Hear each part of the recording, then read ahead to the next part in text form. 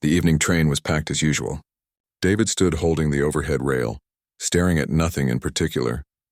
3 years of the same commute had turned him into just another face in the crowd. He worked at an architecture firm downtown, came home, ate dinner alone, and repeated it all the next day.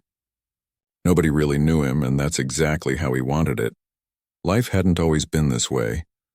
There was a time when David laughed easily, when he called his parents every week, when friends would invite him out and he'd actually go. But that version of himself felt like someone from a different lifetime. After losing his younger brother in a car accident 5 years ago, something inside David had simply shut down. He convinced himself it was easier this way. Easier not to get close to anyone. Easier not to care too much. Easier not to risk feeling that kind of pain ever again. His co-workers thought he was just shy or antisocial. His family had eventually stopped trying to reach him after countless rejected invitations and one-word text responses. David had become a master at being present without really being there at all. He'd perfected the art of looking busy, of seeming fine, of keeping everyone at a safe distance. That Tuesday evening started like any other. The train pulled into Jefferson Street Station, and more people squeezed into the already crowded car. David shifted his position, making room without making eye contact. He'd learned years ago that looking at people invited conversation, and conversation led to questions he didn't want to answer. But then she got on. David didn't plan to notice her. He wasn't looking for anything or anyone, yet somehow in that mass of tired commuters his eyes found her. She was wearing a faded canvas jacket that looked like it had stories to tell, and she carried a worn sketchbook tucked under her arm. Her dark hair was pulled back loosely, and there was something about the way she moved through the crowd, calm, unhurried, like she wasn't in a rush to be anywhere but right where she was. The train lurched forward as it always did, and in that moment of movement and shifting bodies she looked up. Their eyes met. David's first instinct was to look away immediately. That was his pattern, his protection, but something stopped him. Maybe it was the way she looked at him, not with curiosity or judgment, but with something gentler. Recognition, perhaps. Like she could see past the blank expression he'd worked so hard to maintain. Most people's eyes just glance off you, you know? They see you, but they don't really see you. This was different. Her gaze felt like a question, soft but persistent. And the strange thing was, David didn't feel uncomfortable. He felt something he hadn't felt in years. Seen. He should have looked away. Every instinct told him to check his phone, to focus on something else, to rebuild the wall. But he couldn't. Something in that moment held him there, standing in a crowded train car, locked in a silent conversation with a complete stranger. The train rattled along its tracks, stopping and starting, people getting on and off, but David barely noticed any of it. Time seemed to move differently in those minutes. He wasn't thinking about work deadlines or the empty apartment waiting for him. He wasn't rehearsing the excuses he'd give his sister when she called again. He was just there, present in a way he hadn't been in so long. What was it about her eyes? They were kind, that was part of it. But there was something more. A depth that suggested she understood things most people didn't. Like she'd walked through her own darkness and come out the other side, not unscarred, but somehow still open. Still willing to really look at another person. David felt something crack inside his chest. It wasn't painful exactly, but it wasn't comfortable either. It was like feeling blood rush back into a limb that had fallen asleep. That pins and needles sensation that means something frozen is starting to thaw. He'd spent 5 years carefully numbing himself, and now this stranger was looking at him like she could see every buried hurt, every lonely night, every tear he'd never let himself cry. The announcement for Park Street Station crackled over the intercom. She shifted her sketchbook, preparing to exit. David felt an unexpected panic. He didn't know her name. He didn't know anything about her. But the thought of her disappearing into the city, of never seeing her again, felt like a loss he couldn't quite explain. Their eyes met one more time as she moved toward the door. And in that final glance, something passed between them. Not words, but something deeper. An acknowledgement. A connection. A possibility. The doors opened and she stepped onto the platform. David stayed where he was, frozen, watching her walk away through the window. His heart was beating faster than it should. His hands felt shaky on the rail. He'd just had the most profound interaction of his life, and not a single word had been spoken. As the train pulled away from the station, David couldn't stop thinking about those few minutes. He'd spent years making himself invisible, and she'd seen right through it all. She'd looked at him, really looked, and somehow that simple act had shaken something loose inside him. A feeling he'd thought was dead was stirring back to life. Hope, maybe. Or the terrifying possibility that he didn't have to keep living this way. That night, David lay in bed staring at the ceiling, unable to sleep. His apartment felt even emptier than usual. For the first time in years, he found himself wondering what might happen if he let someone in. If he stopped hiding. If he tried just once more to actually connect with another human being. He knew which train she'd taken. He knew what time, what station. Part of him wanted to forget the whole thing, to go back to his safe, numb routine. But another part, a part that had been silent for so long, was whispering that maybe, just maybe, this was exactly what he'd been waiting for. A chance, a sign, a pair of eyes that saw him clearly and didn't look away. 3 days went by and David couldn't stop thinking about her.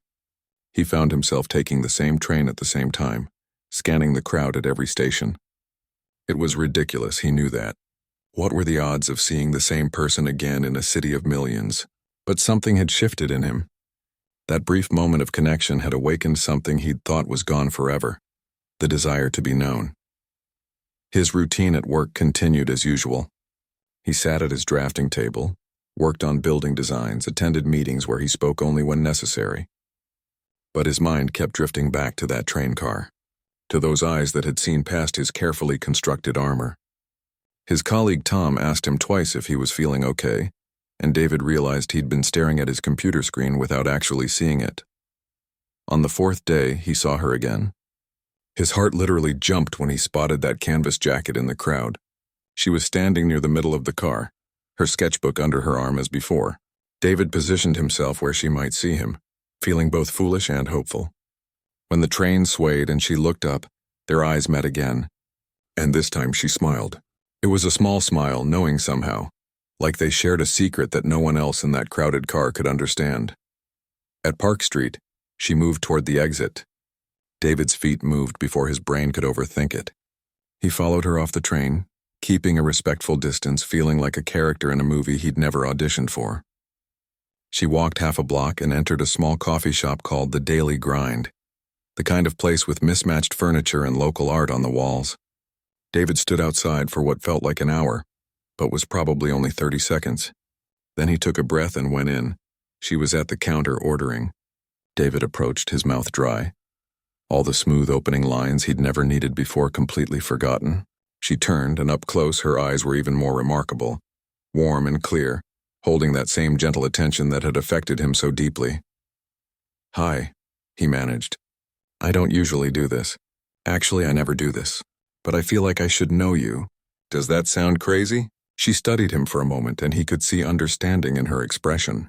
"I'm Lily," she said, extending her hand. "And no, it doesn't sound crazy at all." I felt the same thing. They found a table by the window. Rain had started falling, creating soft patterns on the glass. Lily ordered tea and opened her sketchbook, not to draw, but just as a natural extension of herself. David wrapped his hands around his coffee cup, trying to steady his nerves. He hadn't sat across from someone like this, really present, really there, in years. "So what do you do?" Lily asked, but the way she asked it felt different from the usual small talk. Like she actually wanted to know. "I'm an architect, mostly commercial buildings." "It's fine." David heard how hollow that sounded. "That's a lie. It used to be something I loved. Now it's just something I do." Lily nodded slowly, not pushing, just listening. The silence between them didn't feel awkward. It felt like space, room for truth to emerge when it was ready. David surprised himself by continuing. "I had a brother, younger than me by 3 years. We were close, you know. He was the funny one, the outgoing one. Everyone loved him." He paused, the familiar tightness forming in his chest. 5 years ago, he was driving home from a friend's place. A drunk driver crossed the center line. He died instantly. The words hung in the air. David had said them so few times that they still felt foreign in his mouth. Lily didn't rush to fill the silence with sympathy or empty comfort. She simply held his gaze, her eyes steady and present, letting him continue at his own pace. It should have been me driving him, David said quietly. He'd asked me to pick him up. I said I was too tired, told him to just drive himself. If I'd just gotten in the car. You carry that, Lily said softly. It wasn't a question. David nodded, feeling his throat tighten. Every day, I stopped seeing my friends, stopped calling my parents as much. It hurt too much to be around people who knew him, who remembered him. And then it just became easier to be alone, to not let anyone close enough to matter. Lily reached across the table and touched his hand just briefly. The gesture was so simple, but David felt it like electricity. When was the last time someone had touched him with genuine compassion? Thank you for telling me that, she said. I know what it cost to say those things out loud. There was something in her tone that made David look up. You've lost someone too. It wasn't a question, and Lily's eyes confirmed it. My sister. 7 years ago, she struggled with depression for years, and one day she just couldn't anymore. I found her. They sat with that shared grief between them, two strangers who suddenly weren't strangers at all. The coffee shop buzzed around them with ordinary life, people ordering lattes, typing on laptops, meeting friends. But at their table by the window, something extraordinary was happening. Two people who'd learned to hide their pain were choosing in that moment to be seen. I work as an art therapist now, Lily continued. I help people who've been through trauma. Drawing, painting, creating. It gives them a way to express things they can't say with words. My sister's death destroyed me for a long time, but eventually I realized I could either let it bury me or let it teach me something about being human. Which is, David asked, that we all carry things, that suffering is universal, and that sometimes the bravest thing we can do is let someone witness our pain instead of pretending we're fine. David felt tears threatening for the first time in years. On the train, he said. What did you see when you looked at me? Lily considered this carefully. I saw someone who was drowning but had convinced everyone around him that he was swimming. I saw grief that had nowhere to go. And I saw someone who was desperately tired of pretending. You saw all that in a few seconds? I recognize it, Lily said simply. Because I lived it. After my sister died, I disappeared for a while too. I pushed everyone away. I thought if I didn't let anyone matter, I couldn't be hurt again. But that's not living. That's just existing, waiting for time to pass. David realized his coffee had gone completely cold. They'd been talking for over an hour, and it felt like both minutes and days. I don't know how to do this anymore, he admitted. How to let people in. How to trust that it won't all fall apart. Nobody knows how, Lily said. We just do it anyway. Scared, uncertain, hoping it'll be okay. That's what makes it brave. Outside, the rain had intensified. People hurried past with umbrellas and newspapers over their heads. Inside the coffee shop, David felt something he hadn't felt in 5 years. Connected, seen, real. Can I see you again? He asked, and his voice came out vulnerable in a way that would have terrified him yesterday. Lily smiled. I was hoping you'd ask. The weeks that followed changed everything for David. He and Lily started meeting regularly, sometimes at the daily grind, sometimes at a park near the river, once at an art museum where Lily showed him paintings she loved and explained why certain colors and compositions moved people emotionally. David found himself looking forward to these meetings in a way he hadn't looked forward to anything in years. With Lily, he didn't have to pretend. She never asked him to be anything other than exactly who he was, broken parts and all. They talked about loss and grief, but they also talked about ordinary things, favorite foods, childhood memories, the strange dreams they had. Lily told him about her work with trauma survivors, how art gave them a language when regular words failed. David told her about the buildings he used to dream of designing before grief had flattened all his dreams. One afternoon they were walking through the park as autumn leaves crunched under their feet. The air had that sharp quality that comes just before winter arrives. Lily stopped at a bench overlooking the river and sat down. David joined her, comfortable now with the silences that fell between them. I see things in people, Lily said, watching the water flow past. My sister used to joke that I had X-ray vision for emotions. But it's not magic. It's just paying attention. Most people are so lost in their own thoughts that they never really look at the person in front of them. But when you do, when you really look, you can see so much. What do you see in me? David asked. Lily turned to face him. You want the truth? Always. I see someone who's been carrying guilt that isn't his to carry. I see someone who shut down because the pain was too overwhelming to feel. But I also see someone who's starting to come back to life even though it scares him. You're braver than you think, David. Her words hit him square in the chest. He'd spent years thinking of himself as a coward, someone who'd run away from life instead of facing it. Hearing Lily describe him as brave felt like seeing himself in a completely different mirror. When my sister died, Lily continued, I thought I'd never recover. The guilt was crushing. I kept thinking about all the signs I'd missed, all the conversations where I could have said the right thing but didn't. I replayed every moment, torturing myself with what-ifs. It took me years to understand that I couldn't have saved her. Her pain was bigger than anything I could fix. But by the time I understood that, I'd already pushed away everyone who tried to help me. How did you come back? David asked. How did you let people in again? Small steps, Lily said. I started with my art. Drawing helped me process feelings I couldn't speak. Then I joined a grief support group, which felt terrible at first but slowly helped. Eventually, I trained as an art therapist because I wanted to help people the way I wished someone had helped me. But honestly, it's still hard sometimes. There are days when I want to hide from the world. The difference now is that I don't let those days turn into months or years. David nodded, understanding completely. I've been hiding for 5 years. I don't even know if my family would want to hear from me at this point. They would, Lily said with certainty. Family doesn't stop loving you just because you've been absent. They might be hurt or confused, but they're probably also just hoping you'll come back. That evening, Lily did something unexpected. She opened her sketchbook and showed David a drawing she'd made. His heart nearly stopped when he saw it. She'd drawn his face, but it wasn't just a technical representation. She'd somehow captured everything. The sadness in his eyes, the tension in his jaw, the weariness he carried in every expression. But she'd also drawn something else, a kind of light beneath the surface. Hope, maybe, or possibility. This is how I see you, Lily said quietly. Not broken, not damaged beyond repair. Just human, carrying something heavy but still standing, still here. David stared at the portrait. It was uncomfortable seeing himself so clearly, having someone perceive him with such complete honesty. But it was also liberating.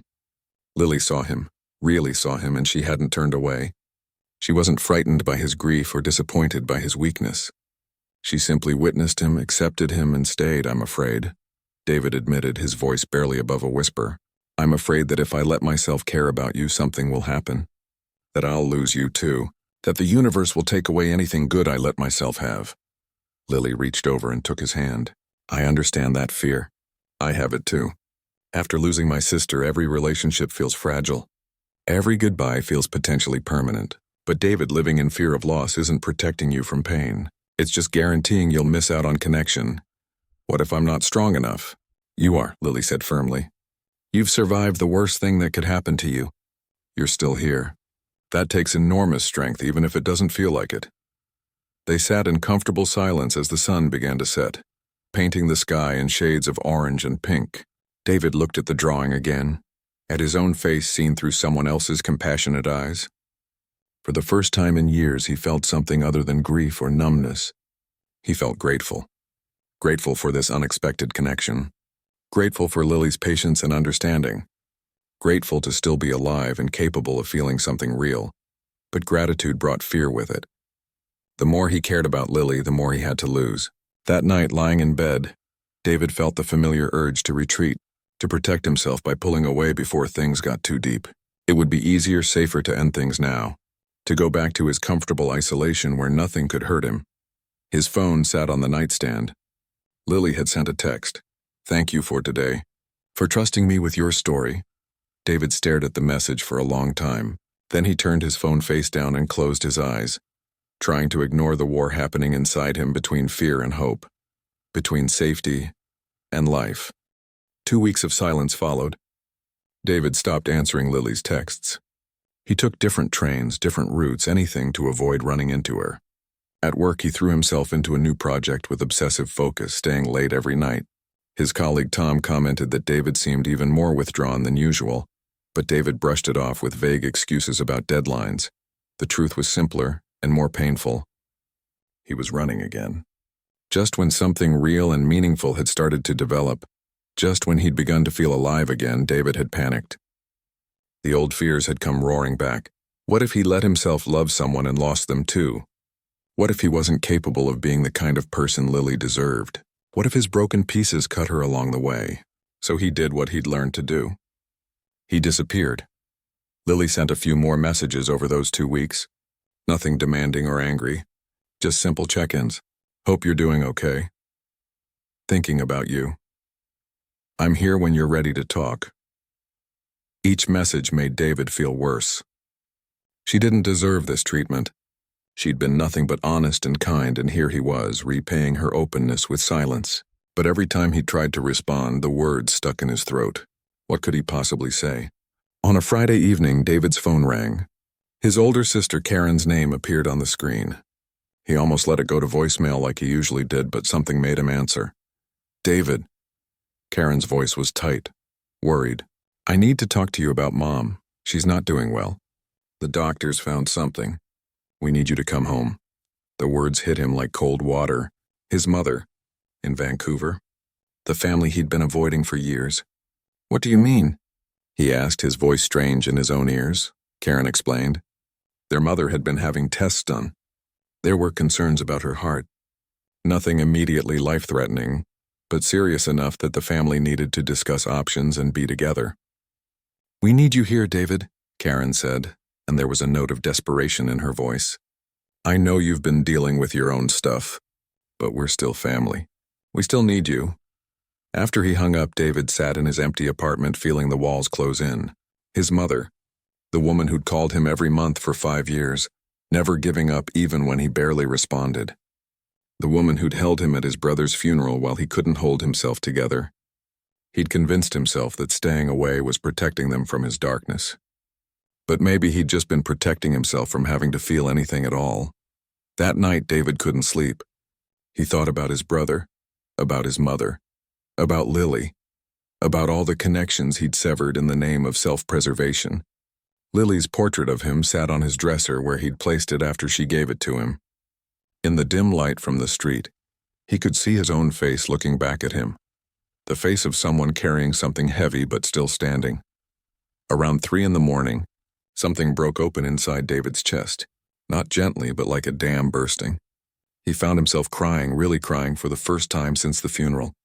Deep, shaking sobs that came from somewhere primal and scared.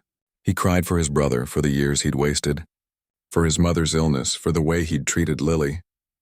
He cried until he was empty, until there was nothing left but exhausted honesty.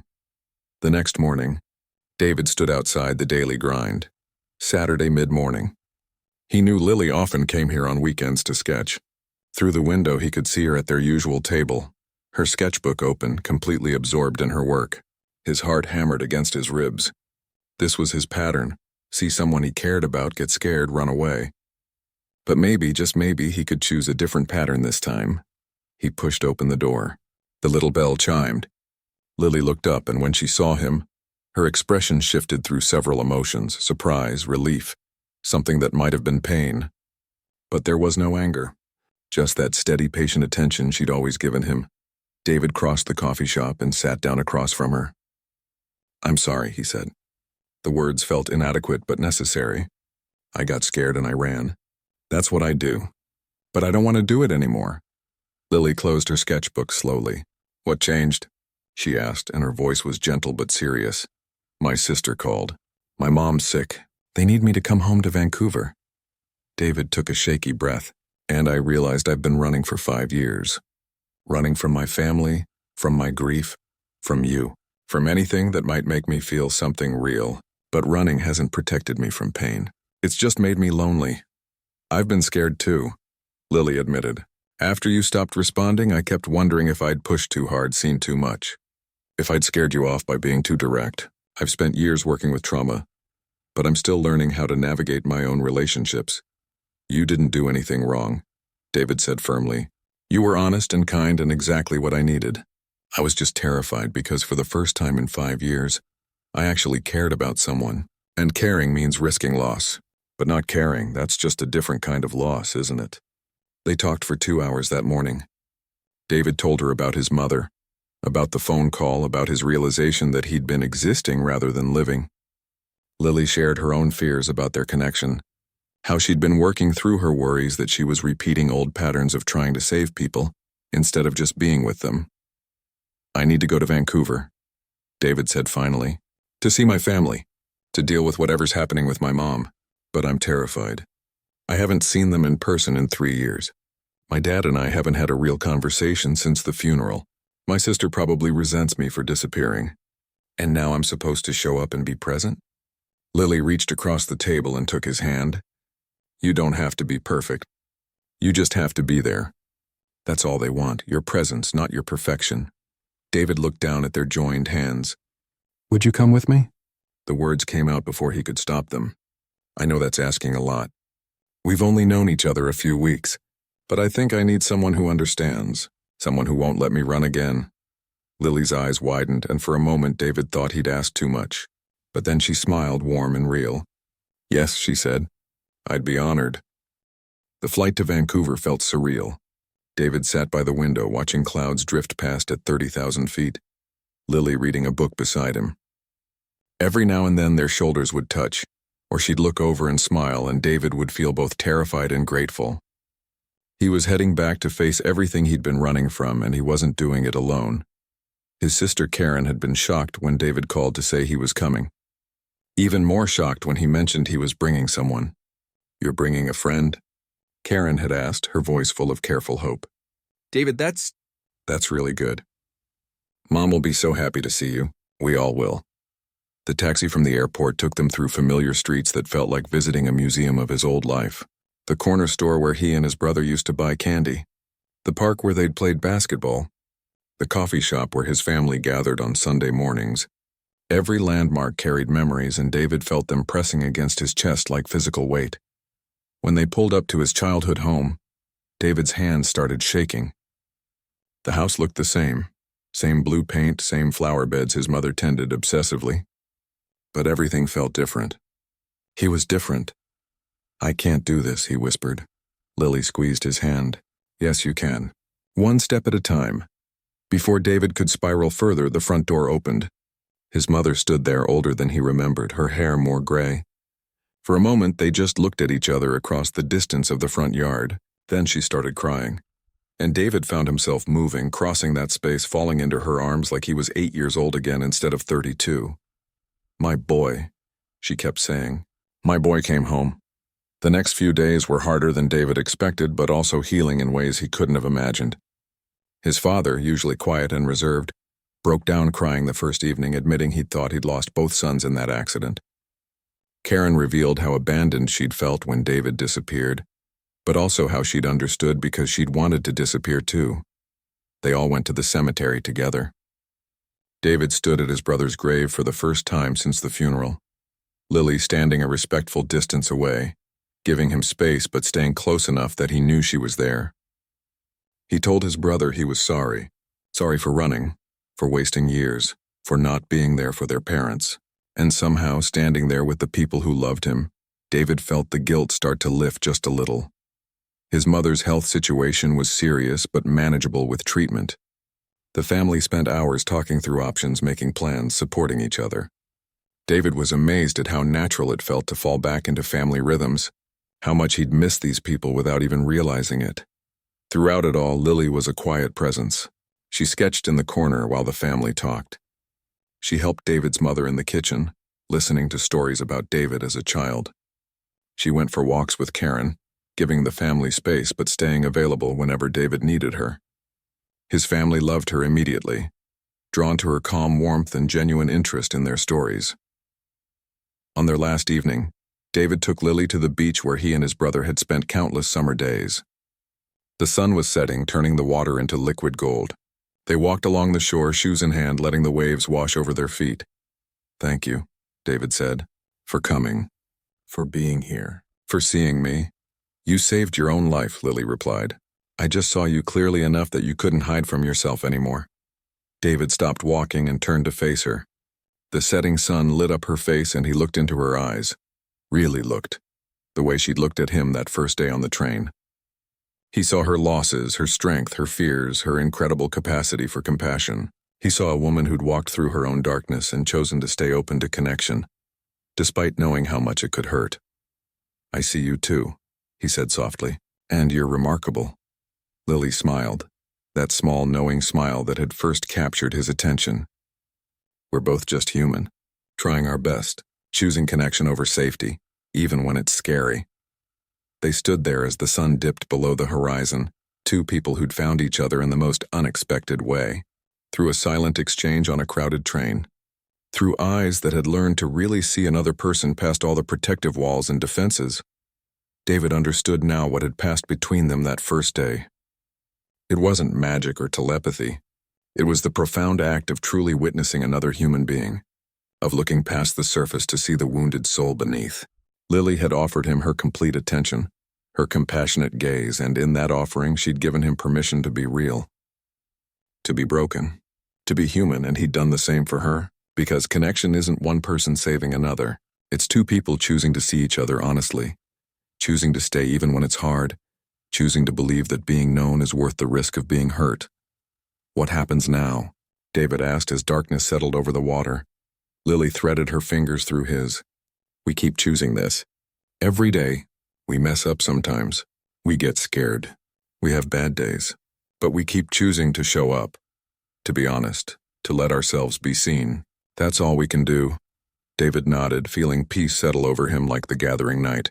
He thought about the train ride that had started everything, about how lost he'd been, how certain that isolation was safety, but Lily had looked into his eyes and somehow communicated everything he needed to hear, without speaking a single word.